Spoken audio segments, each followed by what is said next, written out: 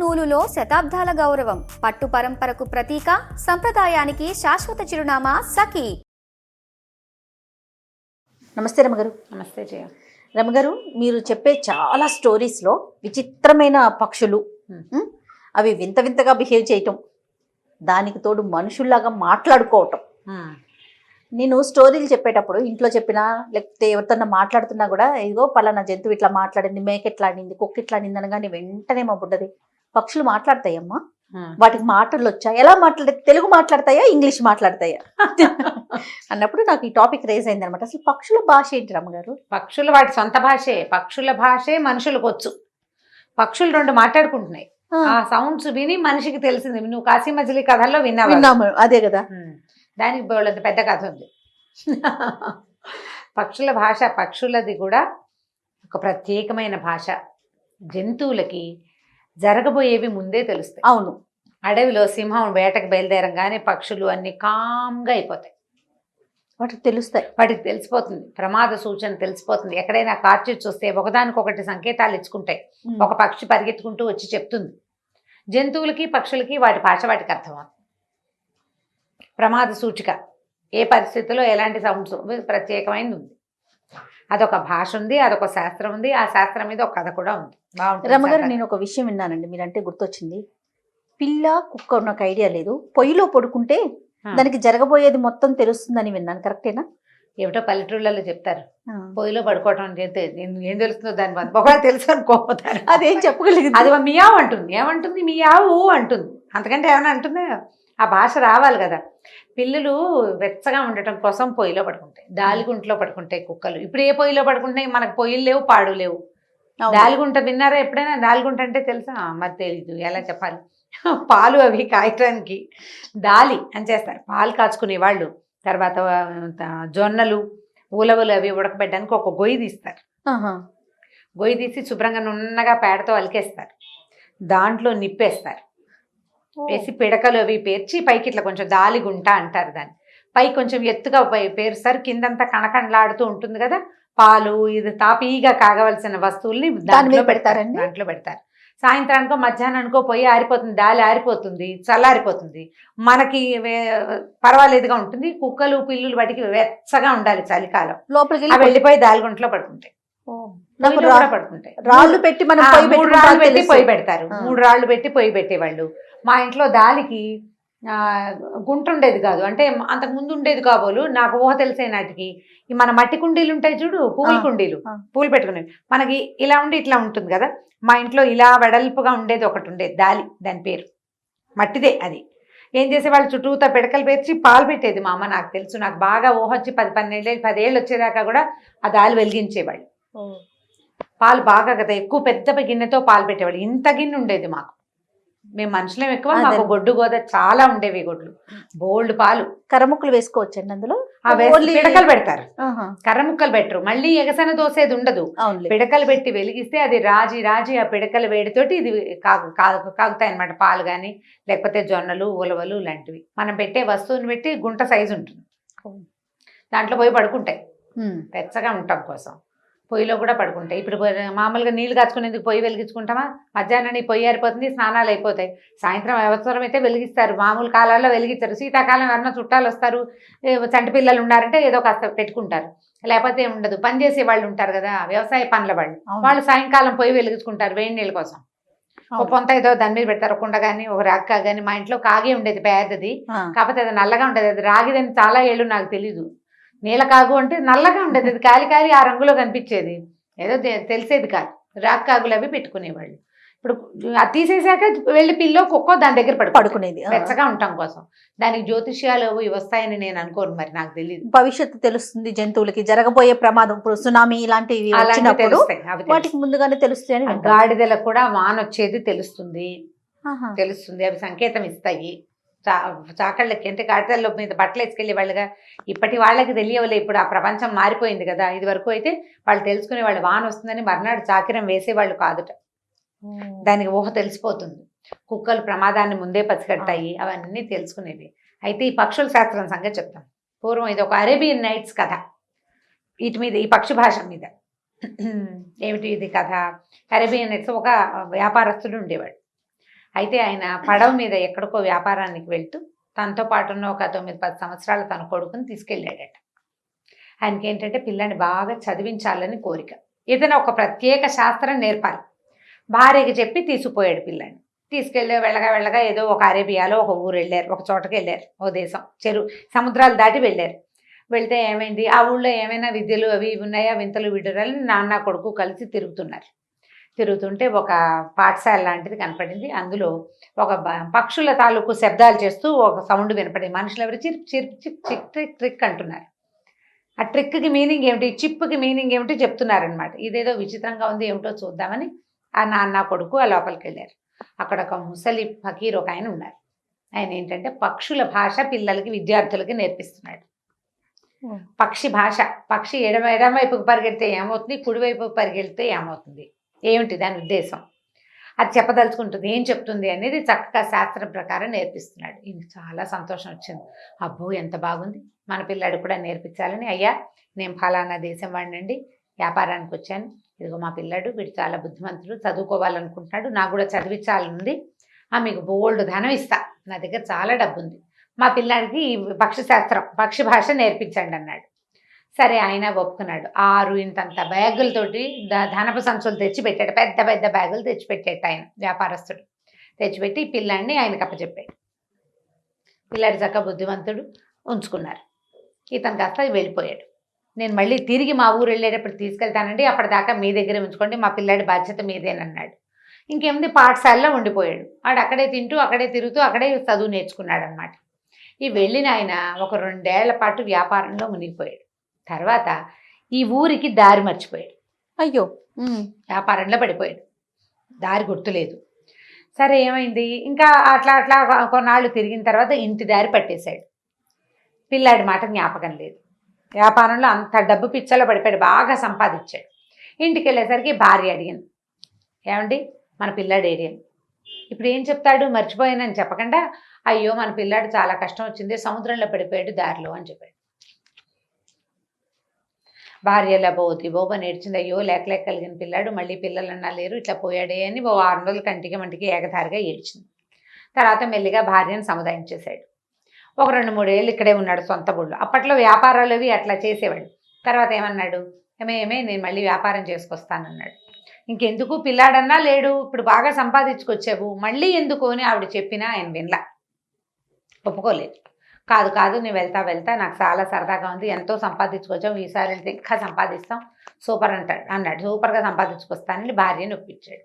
సరే ఆవిడ ఏదో పని వాళ్ళని పెట్టుకుని ఇంట్లో ఉంటానంది. ఆయన మళ్ళీ బయలుదేరాడు. ఈసారి ఏమనుకున్నాడంటే, మనం మొదటిసారి దారి మర్చిపోయాం, ఫస్ట్ టైం వెళ్ళిన సరంగుని పట్టుకుంటే ఆ ఊరు వెళ్ళి ఆ పాఠశాల ఎక్కడుందో వెతుక్కుని వెళ్దామని చెప్పి కొడుకుని వెతకడానికి వెళ్ళాడు. 10 సంవత్సరాలకి 10-12 ఏళ్ళ పిల్లాడిని వదిలిపెట్టాడు. 10 సంవత్సరాలు అయింది అంటే 22 ఏళ్ళ పిల్లాడైనా ఉంటాడా, 22 ఏళ్ళ వాడు. సరే ఏమైంది, మెల్లిగా ఆ ఊరు వెళ్ళాడు. వెతుకుంటూ ఇట్లా పాఠశాల ఒకటి ఉండాలి, ఒక మసీదు పక్కనే పాఠశాల అని వెతుకుతూ వెళ్ళాడు. వెళ్ళేసరికల్లా మా పాఠశాల ఉంది, శబ్దాలు వినపడుతున్నాయి, ఎవరో పాఠం చెప్తున్నారు. చూస్తే లోపల కుర్రాడు కూర్చుని ఉన్నాడు. ఇదివరకు వృద్ధ ఫకీర్ ఒక ఆయన ఉండేవాడు, ఇప్పుడు ఆ ప్లేస్లో ఆయన లేడు. ఇతన్ని ఎవరు గుర్తుపడతారు, ఈయన గుర్తుపట్టరు కదా. సరే ఈయన వెళ్తే ఫకీర్ గారు ఏంటంటే, ఫకీర్ గారు బయటికి వెళ్ళారండి అన్నాడు. కుర్రాడు మహాముచ్చటగా ఉన్నాడు, బాగున్నాడు, వాడే పాఠం చెప్తున్నాడు. కాసేపు అయ్యాక ఈయన అక్కడే కూర్చుని ఉన్నాడు. ఆ ఫకీర్ వస్తే అడుగుదామని ఆయన వచ్చాడు. ఆయన వచ్చి, బాగున్నారా, ఇన్ని సంవత్సరాల తర్వాత వచ్చారు, ఏమిటి అని కనుక్కుని, మీ అబ్బాయిని గుర్తుపట్టలేదా, ఈ పాఠం చెప్పేవాడు మీవాడేనన్నాడు. వాడు ఉన్న విద్యార్థుల్లో గట్టివాడిని ఎంచి ఇవన్నీ మిగిలిన వాళ్ళకి పాఠం చెప్పమని చెప్పేళ్ళాను, ఈ అబ్బాయే మీ అబ్బాయి అనేసరికి ఆయన ఆనందపడిపోయాడు. అమ్మో నా పిల్లాడు ఎంత పెద్ద అయిపోయాడు, ఎంత వాడైపోయాడు అని కావలిచ్చుకున్నాడు కొడుకుని. మౌలవి గారికి ఇంకో 6 సంచులు సమర్పించి ఆయనకి, ఆ ఫకీర్కి చాలా సంతోషం అని ఆ గురువు గారికి దండం పెట్టి, పిల్లాడు కూడా 10 ఏళ్ళుగా అలవాటైపోయింది అక్కడ ఉంటాం, ఆయన వదిలి వెళ్ళటానికి కొంచెం దిగులు పడుతూనే వెళ్ళాడు. తండ్రి కొడుకు బయలుదేరారు. ఇప్పుడు ఇతను వచ్చేటప్పుడు అందరికీ చెప్పాడు, మా పిల్లాడిని పక్షి భాష నేర్చుకోవడానికి ఒక చోట పెట్టానండి, అక్కడి నుంచి మళ్ళీ బయలుదేరాక మా వాడు పక్షి శాస్త్రం నేర్చుకున్నాడని అదని ఇదని చెప్పాడు. అందరూ ఓహో అన్నారు. సరే ఏమైంది, వీళ్ళు ప్రయాణ మధ్యలో ఉండగా ఒకసారి ఈయన వచ్చి బయట చక్కగా ఈ డెక్క మీద కూర్చుంటారు కదా పడవల్లో, పెద్ద పెద్ద షిప్పులు కదా అవి, అక్కడ కూర్చుని ఉంటే 2 పక్షులు ఏదో మాట్లాడుకుంటున్నాయి. కిచకిచ అంటున్నాయి. ఆ తెరచాప ఉంటుంది, ఆ కట్టిన దగ్గరే ఉన్నాయి. అయితే ఆయన అట్లా విని విని అబ్బో మనకు అబ్బాయి ఉన్నాడు, వాడికి పక్షిశాస్త్రం బాగా తెలుసు, వాడిని పిలుద్దామని వాడిని కేకేశాడు. అబ్బాయి వాళ్ళు అవి రెండు ఏం చెప్పుకున్నాయో చెప్పరా అంటే మాట్లాడలే అబ్బాయి, చెప్పలే వాడు. చెప్పపోయేసరికి ఆ పక్కన ఆయన అన్నాడు, ఏంట్రో ఇన్ని సంవత్సరాలు చదివాయించానో మీ వాడికి చదవాయింపు ఏమీ లేనట్టుంది, ఏమీ రాలేదన్నాడు. అనేసరికి ఇక ఒక్కొక్కళ్ళు వచ్చారు పక్కపక్క నవ్వుతూ, 15 ఏళ్ళు వృధా చేశాడు, మీ వాడు మీసాలు పెంచాడు కానీ ఇంకేం పెరగలేదు, అది చదువు రాలేదు, అది రాలేదు, తలా ఒక మాట అన్నారు. వాళ్ళు నాన్నడు, నాయన నా పరువు నిలబెట్టరా, అవి ఏం మాట్లాడుకుంటున్నారో చెప్పాలిరా నువ్వు, వీళ్ళందరూ చూడు నిన్ను నన్ను కూడా ఎక్కిరిస్తున్నారా. 6 మూటలు ముందు ఇచ్చా, 6 మూటలు తర్వాత ఇచ్చా, 12 మూటలు ఇన్ని సంవత్సరాలకు నేను డబ్బు ఇచ్చి నేను చదువుకు పెడితే నువ్వు చివరికి ఇట్లా చేస్తావా, చెప్పునైనా అని అడిగాడు. కుర్రాడు అన్నాడు, కాదు నాన్న, నాకు రాకపోవటం కాదు, ఆ చెప్పే మాటలు వింటే మీకు కష్టం తోస్తుందేమోనని చెప్పట్లేదు నాన్న నేను అన్నాడు. ఏం కష్టం తోచదు, నీకు అర్థమైంది, ఏమర్థమైందో చెప్పమన్నాడు. నేను రాజు అవుతాంట, మీరు నా దగ్గర సామాన్లు మోసేవాడు అవుతారని పక్షులు అంటున్నాయి నాన్న అన్నాడు. అనేసరికి ఈయనకి పళ్ళు కొరుక్కున్నాడు. ఈయనకి ఏం చేయాలో తెలియదు, పరువు పోయినట్టు అయిపోయింది కదా నలుగురిలో. ఈ మిగిలిన వాళ్ళంతా నిశ్శబ్దంగా ఉండిపోయి ఎవరి దారిని వాళ్ళు వెళ్ళిపోయారు. ఏమిటో వీడి చదువు విచిత్రంగా చెప్తున్నాడు. ఆయన నీదంతా నిజమేనా అని అడిగాడు. అక్షరాల నిజాన్న, పక్షులు రెండు అవే మాట్లాడుకుంటున్నాయి, అవునా కాదా అని పైకి తిరిగి చిప్ చిప్ చిప్ అని శబ్దం చేశాడు. అవి రెండు అవును అని రెక్కలాడించి వెళ్ళిపోయింది. అంటే అది అక్షరాల నిజం. దాంతో ఈయన కొళ్ళు మండిపోయింది. 10 ఏళ్ల తర్వాత నేను తీసుకొస్తే వీడు రాజు అవుతాట, నేనేమో సామాన్లు మోసే కూలీ అవుతానా, ఈ పడవ నాది, కోట్ల కొద్దీ సంపాదించాను నేను, 12 సంచులు అవలీలగా ఒక గురువు దగ్గర పారేశానంటే నా దగ్గర ఎన్ని సంచులు ఉంటే నేను పారేస్తాను, నేనెందుకు బరువులు మోసేవాడిని అవుతాను. వీడిప్పుడు నేను తీసుకెళ్తుంటే ఆ గురువు పాఠశాల నుంచి వచ్చాడు, అక్కడ బీద పిల్లలతో పాటే ఉన్నాడు వీడెట్లా రాజు అవుతాడు, నా కొడుకు రాజు అవటం ఏమిటి, ఇలా ఆలోచించుకుని ఇక మండిపోతోంది లోపల. ఇప్పుడు విన్న వాళ్ళందరూ రేపటి నుంచి మీ వాడు రాజయ్యాడా నువ్వు బరువులు మోస్తావు అలా అంటారు. ఆ చిన్నతనాన్ని తట్టుకోలేకపోయాడు ఆయన. ఏం చేశాడంటే, కుర్రాడు మంచి నిద్రలో ఉండగా ఒక పెద్ద సామాన్ల పెట్టెలో సామాన్లన్నీ తీసేసి కుర్రాడిని అలాగా ఎత్తి అందులో పడుకోబెట్టి పెట్టెని సముద్రంలో పడేసి పడేసి ఇంటికి వెళ్ళిపోయాడు. ఇంటికి వెళ్ళిపోయేసరికల్లా తీరా ఏమనుకున్నాడు, ఇంటికి వెళ్ళి భార్యకి పిల్లాడిని ఇచ్చారు సముద్రంలో పడిపోయాడని చెప్దాం అనుకున్నాడు. నేను ఇదివరకు మాట వరుసకు చెప్పాను, ఇంకేం చెప్పడానికి లేక ఇప్పుడు అదే నిజమైపోయిందని అనుకుంటూ పోయాడు. తీరా వెళ్తే ఇంటికి వెళ్తే ఇల్లు ఏముంది, అక్కడ మన్ను ఏమీ లేదు, ఇల్లంతా కాలిపోయింది అతనికి. ఆ భార్య ఎక్కడో శల్యావశిష్టంగా బతుకుంది, ఒళ్ళంతా కాలిపోయిన స్థితిలో. ఇల్లు మొత్తం తగలబడిపోయింది. అతను ఎప్పటి నుంచో దాచిపెట్టుకున్న ఎంతెంతో డబ్బు, తాతల నాటి సమస్తమైన డబ్బు అన్నీ, చిన్న దూది పరుపు కూడా మిగలకుండా మొత్తం పరశురామ ప్రీతి అయిపోయింది, కాలిపోయింది. సరే ఆవిడ ఎక్కడో ఎవరింట్లో తలదాచుకుంటుందని అక్కడికి వెళ్తే అసలు గుర్తుపట్టేలాగా కూడా లేదుట, మాసిపోయి ఆవిడ. ఇలా కాలిపోయింది. మరి అయ్యో ఏమిటో ఇలా అయిపోయామంటే ఆవిడ వల్ల ఏడ్చింది. అని అబ్బాయి లేడంటే అబ్బాయి లేడు, సుబ్బాయి లేడు, ఇక ఇద్దరు కలిసి అలా ఉన్నారు. ఈ లోపల ఏమైంది, ఈ ఇంటి దగ్గర ఈ వస్తువులన్నీ పోయినాయా. ఇప్పుడు అతను కొత్తగా తెచ్చిన డబ్బు, ఎంతో డబ్బు అతను తేలేదు ఈసారి ప్రయాణంలో, ఎందుకంటే కొంత డబ్బేమో అక్కడ ఇచ్చేసాడు, కొంత డబ్బు ఇచ్చేసాడు. ఇక్కడ ఏం పెద్ద వ్యవహారం, ఇక్కడున్న అప్పులు పాతవి ఏవో వ్యవహారాలన్నీ తీర్చుకోవాలా, వాళ్ళవి వీళ్ళవి కొన్ని సామాన్లు వీళ్ళ దగ్గర ఉన్నవి, కొంతమందివి సామాన్లు తన దగ్గర పెట్టుకుని కొంతమందికి అప్పులు ఇచ్చాడు, సామాన్లు పోయినాయి, బయట నుంచి డబ్బేమీ రాదు ఇంకా. దాంతో ఇతను క్రమంగా ఇతని ఆస్తి దిగనాశెళ్ళిపోయింది. రెండోది ఏమిటంటే, కొడుకుని తనే చేతులతో చంపేశానన్న భావన అతన్ని కుంగదీసేసింది. పిల్లాడినైనా తెచ్చుకుని ఉంటే ఈ సమయంలో ఆసరాగా ఉండేది కదా, పొరపాటు చేశాను అనిపించేసింది. ఇక డల్గా అయిపోయాడు. ఇంతలో అక్కడ ఏమైంది, సముద్రంలో పడేశాడా, ఆ పెట్టె తేలుకుంటూ పోయి ఒక పల్లెటూరు చేరింది. సముద్రం అంచు వెంబడి అలా వెళ్తాయి కదా పెట్టెలు, పాత సామాన్లు అవి అలా తేలుతుంటాయి, బాటిల్స్ అవి తేలుతాయి సముద్రంలో. ఈ తేలి అది ఒక పల్లెటూరు చేరింది. ఆ పల్లెటూరులో ఒక చేపలు పట్టే జాలరాయిని చూసి ఇది ఏదో పెట్టె బాగుందని, పెట్టె చూస్తే చాలా గట్టిగా దిట్టంగా ఉంది, లాక్కొచ్చాడు బయటికి, మోసుకెళ్ళాడు ఇంటికి. బరువుగా ఉంది, ఈడ్చుకుంటూ పోయాడు. ఈడ్చుకుని వెళ్ళిన తర్వాత ఏమైంది, భార్య తను కలిసి ఆ పెట్టె పగలగొట్టారు. లోపల చక్కటి బట్టలు వేసుకుని అందమైన పిల్లాడు పడుకుని ఉన్నాడు. వాళ్ళకి పిల్లలు లేరు. వాళ్ళు కాస్త తెల్లబోయారు, నాయన ఎక్కడ పాడిపోయి నువ్వు ఏమిటో నాయన అని పైకి లేవదీశారు. అయ్యో ఎంత కష్టం వచ్చింది నీకు అని దగ్గర కూర్చోబెట్టుకుని వాడికి అన్నం సున్నం పెట్టి కాస్త చక్కగా దగ్గర కూర్చొని చూసుకున్నారు. బాగా చూసుకుంటే ఇతను ఏమన్నాడు, మీరు ఇక నన్ను పెంచుకోండి, మీరు నాకు పెంపుడు తల్లిదండ్రులుగా ఉండండి అని అడిగాడు. ఆ పెట్టెని పగలేసి ముక్కలు చేసేసి, పెద్ద పెట్టె కదా, చేసి చక్కగా వంట చేసుకున్నారు వాళ్ళు. అక్కడి నుంచి ఇతను ఏం చేశాడంటే మంచి బట్టలు కట్టుకుని ఉన్నాడు కదా, చాలా ఖరీదైనవి, దానికి ఉన్న గుండీలు కూడా వజ్రాలేట, బాబా మెడకేమో ముత్యాలతో పనితనం చేస్తుంది, వర్క్ చేస్తుంది అనమాట, ముత్యాల వర్క్. అవి చొక్కా బుడదీసి ఇది ఎక్కడైనా శుభ్రంగా అమ్మి డబ్బులు పెట్టుకురా నాన్న, మన ఇద్దరు మనం హాయిగా ఉందామని చెప్పి, నేను ఇంకా పేద బతుకైపోయింది నాది, నేను ఇంకా ధనవంతుడు కుమారుని కాను, ఒక పేద జాలరివాడి కుమారుణ్ణి, కాబట్టి బట్టలు అమ్మేసి నేను కూడా మీతో పాటు పేద బట్టలే కట్టుకుంటాను, ఈ వదిలో లాల్చి పైసమా వేసుకుని ఆ బట్టలు తీసి ఇచ్చేసాయి. ఆ బట్టలు అమ్మేశారు. అమ్మేసుకుని కొంత ధనం తెచ్చుకున్నారు. చుట్టుపక్కల అందరూ చెప్పుకున్నారు, వీళ్ళకి ఎన్ని సంవత్సరాలుగానో పిల్ల జల్లా లేరు, కానీ ఒక లక్షణమైన పిల్లాడు మాత్రం భలే దొరికాడు, వీళ్ళ ఇబ్బందులు తీర్చడానికి వచ్చాడు, భగవంతుడు ఇచ్చిన ఫరిష్తా వాడని చెప్పుకున్నారు. ఆ ఊళ్ళో అందరికీ తెలిసింది. అయితే ఆ ఊర్లో ఆ రాజుగారికి ఒక విచిత్రమైన సమస్య వచ్చింది. ఏంటంటే ఈయన సభ తీరుస్తాడట రోజు. ఒక 3 పక్షులు వస్తాయి ఎక్కడి నుంచి వచ్చి, ఆ 3 పక్షులు ఏదేదో అరుస్తాయి పైన, ఎంతసేపో అరిచి చివరికి రాజుగారికి బట్టతలు ఉందట బ్రహ్మానందంగా, మామూలుగా లేదు, బ్రహ్మాండంగా ఉంది. ఆ బట్టతల మీద ఏమైనా తెచ్చి పడేసిపోతున్నాయి, రెట్టేస్తాయి, లేకపోతే దుమ్ము రాలుస్తాయి, ఏ గడ్డి పరకలో తెచ్చి అక్కడ బారేస్తాయి. ప్రతిరోజు ఆ కిచ గోలలో సభాసదులు ఏం చెప్తున్నారో ఆయనకు వినపడేది కాదు, అవి వెళ్ళేవి కాదు అవతలకి. ఇలాంటివి వస్తుంటాయి అప్పుడప్పుడు. ఈ రాజుగారికి విసుగు పుట్టిపోయింది.